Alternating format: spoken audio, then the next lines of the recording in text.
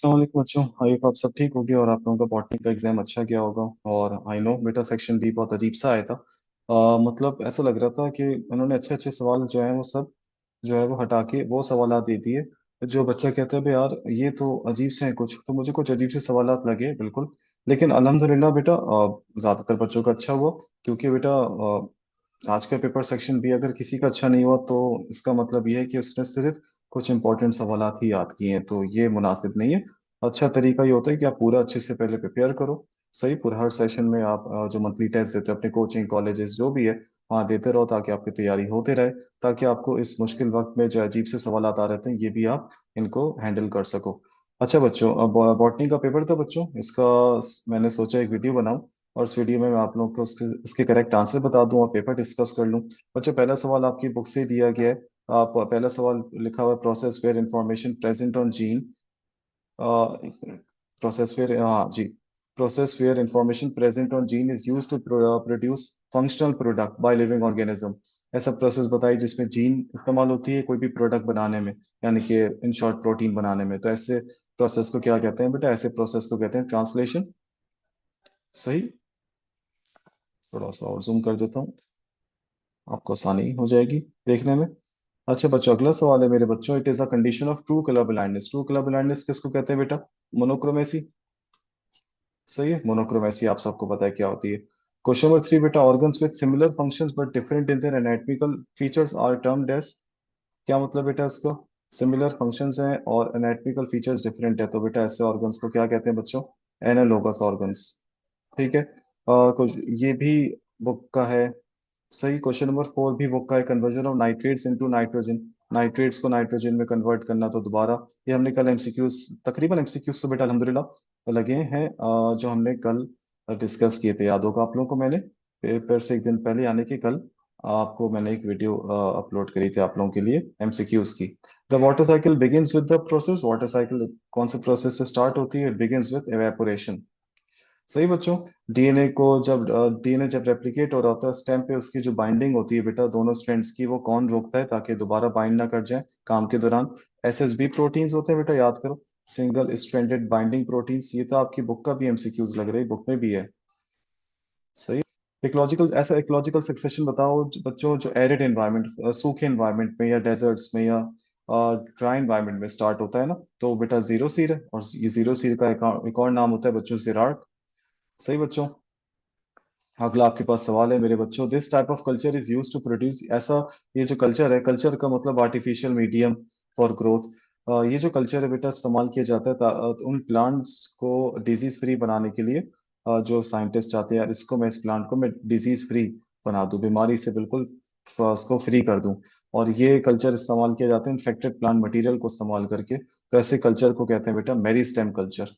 Meristem बेटा meristematic tissues होते हैं जो कि सबसे टॉप पे पाए जाते हैं किसी भी प्लांट के, चाहे रूट हो, अपाइकल रूट या अपाइकल शूट।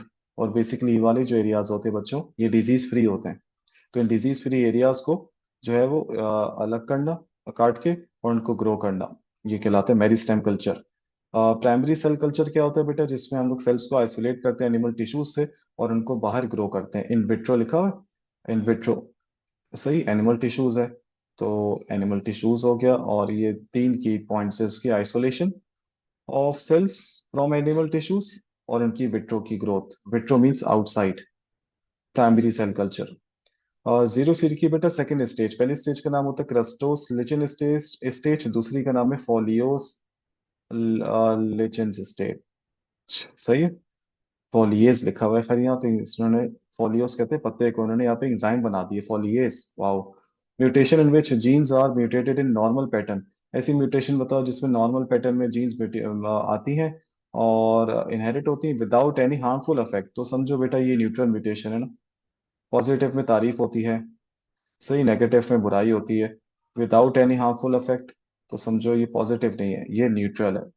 यहाँ पे बेनिफिट्स लिखे हुए होते तो पॉजिटिव होता। लिंकेज का सवाल ही पैदा नहीं होता, ये अलग से एमसीक्यू है बिल्कुल। एंडोसिम्बियोटिक थ्योरी बेटा पेश करी थी लिन मार्गुलिस ने। सही है। माल्थस ने तो एक अलग था वो।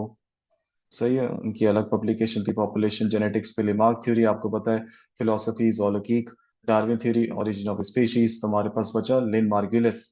The gene which interferes of mask the, इस मतलब ग्रामर मिस्टेक भी ये लोग बनाने के बाद प्रूफ रीडिंग भी नहीं करते हैं यार। The gene which interferes and mask the phenotype of the non locus gene is called epistatic gene. ये भी अल्हम्दुलिल्लाह हमने डिस्कस किया था। एपिस्टेटिक जीन क्या होती है, जो दूसरे जीन के अफेक्ट को क्या कर देती है, मास्क कर देती है नॉन लोकस जीन के। और ये हमने किया था पार्ट 2 में, सेक्शन बी के डिस्कशन वीडियोस में। The alleles of holandric traits is located on, holandric traits की जो अलील्स होती है बेटा वो कहाँ लगी हुई होती है बच्चों, वाई क्रोमोसोम पे। सही है। ये भी आपकी बुक का, ये ज्यादातर बुक के हैं। According to international society of blood transfusion, कितने ब्लड ग्रुप्स बताए भाई सोसाइटी ने, मोर देन 30। ट्रांसजेनिक प्लांट जो है ऐसा बताइए जो बायोफ्यूल की प्रोडक्शन करवाता है, ये भी बायोटेक्नोलॉजी से उनको इस चैप्टर से इतना था लगाओ कि उन्होंने क्रोमोसोम से डीएनए से बस इतना अच्छे चैप्टर से एक आध सवाल दिए बस। इसका आंसर है बेटा स्विच ग्रास, वो प्लांट है।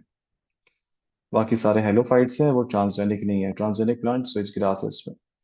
सेक्शन बी की तरफ अगर हम बढ़े बेटा, सबसे अजीब सा, और सब बच्चे आज ही कह रहे हैं सब बड़ा अजीब सा था। सही है, तो बेटा पहला सवाल है, एक मिनट। पहला सवाल है मेरे बच्चों, उसमें लिखा हुआ है give the names of enzymes. Enzymes के नाम बताओ बच्चों। एंजाइम्स के नाम बताओ बच्चों, जो कि डीएनए की रेप्लिकेशन में काम आते हैं along with their function. DNA polymerase 1, DNA polymerase 2, DNA polymerase 3। Differentiate between protein synthesis in prokaryotes and eukaryotes. उल्टे हाथ के पेज में आपकी बुक में क्रोमोसोम्स इन डीएनए में एक सवाल है, तो 3 पॉइंट्स लिख दिए तो सही है, 5 लिख दिए तो बेस्ट है। प्रोकैरियोट्स और यूकैरियोट्स में जो प्रोटीन सिंथेसिस होती है उसका difference. Why human males are heterogametic, क्योंकि इनके पास एक जो होता है गैमेट एक्स वाला होता है और एक वाई वाला होता है। Define homologous organs with example, arm of man लिख दो, फ्लिपर ऑफ व्हेल लिख दो, तो ये आपके पास हो जाएगा होमोलोगस ऑर्गन्स। आपको पता है होमोलोगस क्या होते हैं बच्चों, याद है ना। एनालिटिकल स्ट्रक्चर सेम है, फंक्शन डिफरेंट है। Describe the invagination theory, membrane invagination theory बेटा ये आप उसको डिस्क्राइब कर दो।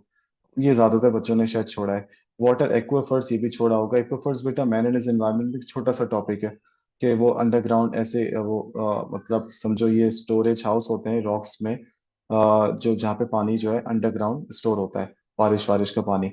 Y restriction enzymes are called molecular scissors, क्योंकि डीएनए वगैरह को और ये प्लाज्मिड के डीएनए को कट करते हैं।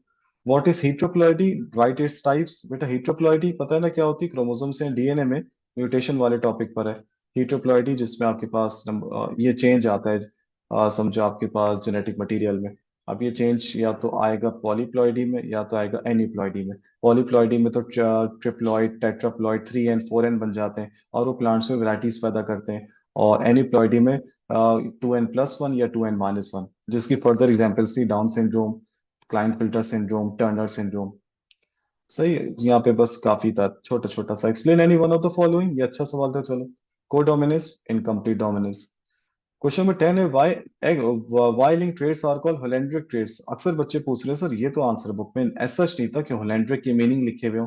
चलो, तो होलेंड्रिक का मतलब ये होता है कि वाइलिंग और फादर टू सन, तो उसके आंसर में वही लिख दो आप कि इसको होलेंड्रिक ट्रेड इसलिए कहते हैं क्योंकि ये जीन्स वाई पर ही लगी रहती हैं, और ये सेमी वाला, ये हाफ वाला काम करती है, सिर्फ वाई पर है, एक्स पर नहीं है।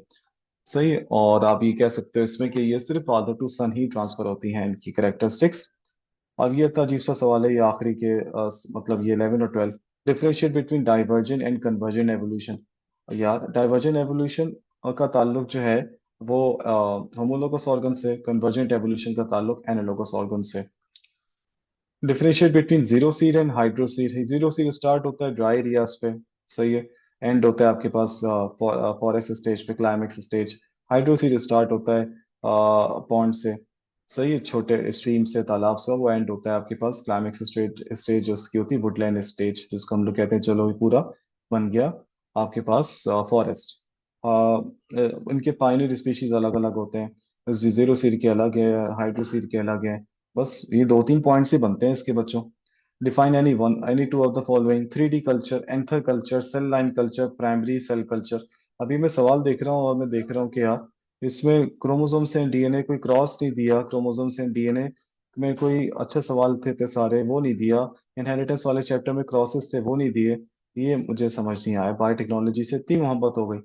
Right a short note on water cycle, बताओ जरा। वाटर साइकिल जैसा लीस्ट इंपॉर्टेंट सवाल इन्होंने दे दिया। Give the evidence of DNA as hereditary material, ये इतना लंबा सवाल था, इसमें एक्सपेरिमेंट्स करने थे सेक्शन सी में, तो मुझे नहीं लगता कि किसी ने किया होगा, कम ने किया होगा। ये चलो आ गया, शुक्र है सेक्शन सी में इन्होंने सही किया। इनहेरिटेंस ऑफ टू ट्रेड्स बेटा डाई हाइब्रिड क्रॉस, ये लॉ ऑफ इंडिपेंडेंट असॉर्टमेंट। अब या तो ये भी अच्छा था, मल्टीपल अलील्स, ठीक है। What is meant by biogeochemical cycle, describe nitrogen cycle, चलो गुड है।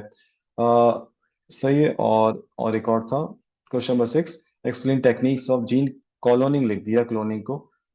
आप देखो, प्रूफ रीडिंग तक नहीं होती है, और उसमें आरडीएनए टेक्नोलॉजी वाला था, तो अल्हम्दुलिल्लाह लॉन्ग तो अच्छे गए। शॉर्ट भी सबके ठीक है, लेकिन वैसा मजा नहीं था पेपर में, सेक्शन बी में, अनफॉर्चुनेटली। तो मेरे बच्चों, बेस्ट ऑफ लक आप लोगों के नेक्स्ट पेपर के लिए, विच इज केमिस्ट्री। और अब इंशाल्लाह उसके बाद फिर कुछ पेपर्स के बाद फिर जोलॉजी भी 16 तारीख को इंशाल्लाह। तो उससे पहले मैं पूरी कोशिश करूंगा जोलॉजी की रीजनिंग की वीडियोस बनाऊं, सेक्शन बी सेक्शन सी की वीडियोस बनाऊं, बुक एमसीक्यूज की वीडियोस बनाऊं। तो बेटा आप जो है वो चैनल पर एक्टिव रहेगा, और अपना बहुत सारा ख्याल रखिएगा। अल्लाह हाफिज।